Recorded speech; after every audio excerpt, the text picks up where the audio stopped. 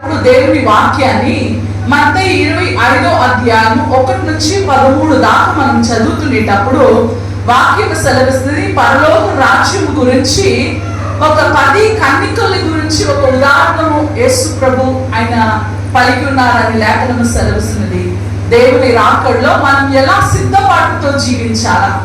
10 కన్నికలు 5 జ్ఞానంతో ఉండినారు, 5 జ్ఞానము లేకుండా బుద్ధి లేని స్త్రీలుగా ఉండినారని లేఖనము ద్వారా తెలియపరచబడింది. అందుకు ఒక చిన్న పారబుల్ స్టోరీని మనం చూడబోతున్నాము. That the time of the kingdom of the heaven will be like a virgin who took the lamps and went out to see the bridegroom. 5 of them were foolish and 5 were wise. Now the wise people are coming to see the bride. They are getting prepared to see the Lord Jesus. He is the bridegroom. ఆయన పెళ్లి కుమారుడై ఉన్నారు కనుక ఈ కన్నికలు ఆ పెళ్లి కుమారుని చూడడానికి సిద్ధపరచబడుతున్నారు. అదే విధాన్ని బట్టి జ్ఞానం లేని బుద్ధి లేని 5 కన్నికల్ని మనం చూస్తున్నాము. వాళ్ళు కూడా సిద్ధపాటుతో పెళ్లి కుమారుడు అయిన యేసు ప్రభుని చూడడానికి వాళ్ళు సిద్ధపరచబడుతున్నారు.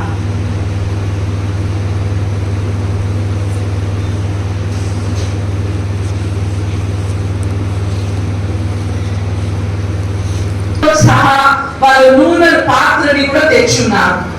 ఇంకా ఈ జ్ఞానం లేని బిడ్డల్ని చూస్తునేటప్పుడు వాళ్ళు ఎలా జీవిస్తున్నారంటే నిద్రపోతునేటట్టు లోకరీతి అయిన కార్యాల్లో బానిసత్వంగా వాళ్ళు ఉంచున్నారు.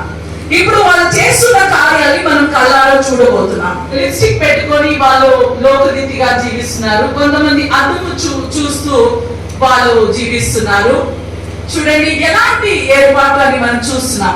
జ్ఞానం లేని బిడ్డలు లోకరీతిగా అలంకారం చేస్తూ వాళ్ళు లోక ప్రకారమైన జీవితం జీవిస్తూ చూడండి వాళ్ళ దగ్గర దివిటీలు ఉన్నది కానీ వాళ్ళు నూనెని పట్టుకొని రాలేదు. చూసుకునేటప్పుడు జ్ఞానం లేని వాళ్ళు నిద్రపోతుతో కొద్ది సమయాలు వాళ్ళు అలాగే కింద కూర్చొని నిద్రపోతున్నది మనం చూస్తున్నాం. అలాగే వాళ్ళు దేవుని రాకడ కొరకు సిద్ధపాటు లేకుండా నిద్రపోతున్నారు. అలాగే 10 మంది ఈ నూనెతో దివిటితో వచ్చిన వాళ్ళు కూడా అలాగే సోలిపోయి కింద పడుకునేటట్టు వాళ్ళకు ఒక శోభం వస్తున్నది అన్నమాట.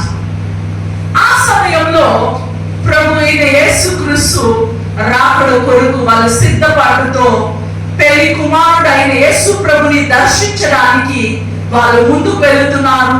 ఎందుకంటే ప్రార్థన పూర్వంగా జ్ఞానంతో కూడిన కార్యము పరిశుద్ధాత్మ చేత నిండబడి నూనెని పట్టుకొని దివిటిని ఎత్తుకొని పెళ్లి కుమారుడు అయిన యేసు ప్రభుని చూడడానికి వాళ్ళ సిద్ధపాటుతో వాళ్ళు వెలుచున్న కార్యాన్ని మనం చూస్తున్నాం.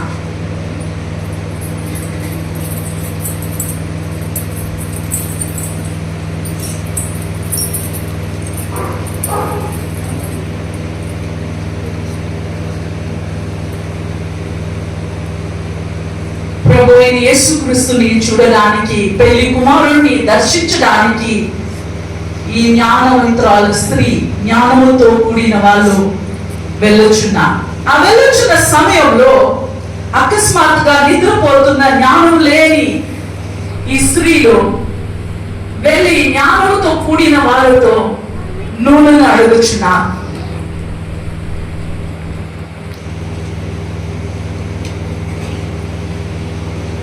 నూనె అడుగుచున్న సమయంలో ఈ జ్ఞానవంతురాల స్త్రీ జ్ఞానంతో కూడిన ఈ 5 కన్నికలు వాళ్ళు మా దగ్గర తగిన మట్టుకు నూనె ఉన్నది కానీ మీకు ఇవ్వడానికి మా దగ్గర నూనె లేదు అని వాళ్ళు అలాగే ప్రభు అయిన యేసుక్రీస్తుని దర్శించడానికి కొనసాగుచున్నారు.